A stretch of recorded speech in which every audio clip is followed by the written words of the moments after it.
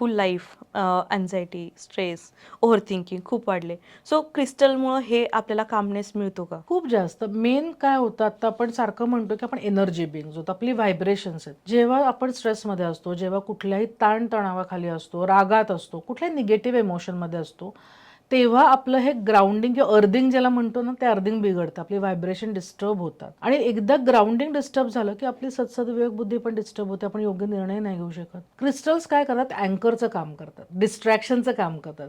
की समजा मी तुला म्हटलं की हा XYZ क्रिस्टल एन्झायटीसाठी तुझ्या घे, तुला तो अँकर असतो की चला हे घातल्यावर मला छान वाटते. त्या काळापुरते तुझे थॉट्स जे आहेत त्या एन्झायटीपासून त्या पूर्ण क्रिस्टलकडे डायव्हर्ट होतात आणि तुला एक सपोर्ट सिस्टीम मिळते. तर पहिला अर्ध आपलं काम तिथे होतं की मला आता काहीतरी सपोर्ट सिस्टीम आहे ॲज अन अँकर. ते त्यांच्या व्हायब्रेशननी तुझे लोअर व्हायब्रेशन हील करतातच आहेत साईड बाय साईड.